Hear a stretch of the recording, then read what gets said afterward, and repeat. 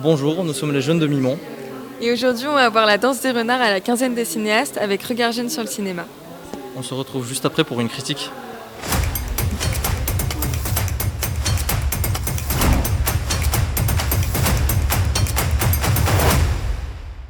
On sort du film La danse des renards, qui pour moi est un film très touchant et qui traite de la sensibilité d'un jeune et de la façon de se construire avec cette sensibilité dans un groupe et dans le milieu de la performance sportive. Ce film parle de Camille, un jeune boxeur en formation dans un internat qui a été sélectionné pour les championnats d'Europe.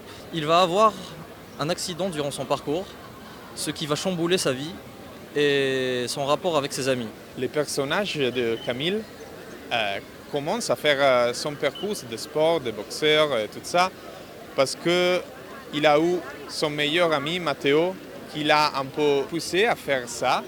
Et donc il est devenu le modèle de tous les groupes qu'on voit dans les films.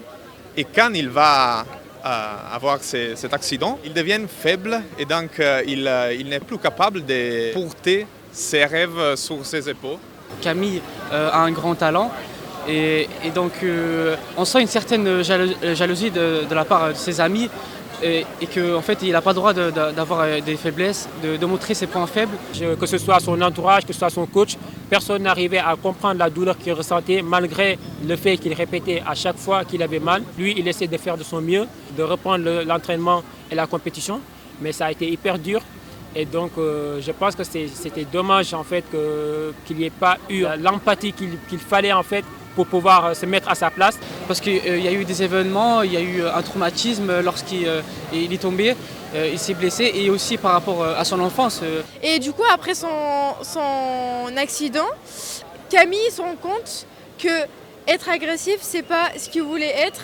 Parce qu'à un moment, dans un combat, il coupe le combat à cause de son adversaire qui saignait. Et moi, j'ai beaucoup aimé l'aspect technique et esthétique vraiment du film, qui avait, toutes les images avaient un grain particulier et des couleurs assez chaudes.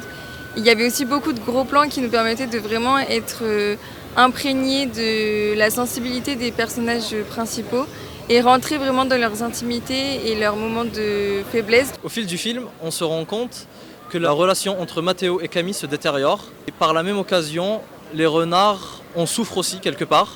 C'était purement symbolique. L'idée de la mise à mort des renards, c'était la mise à mort de l'amitié. C'est le dernier mouvement qui met fin à leur amitié.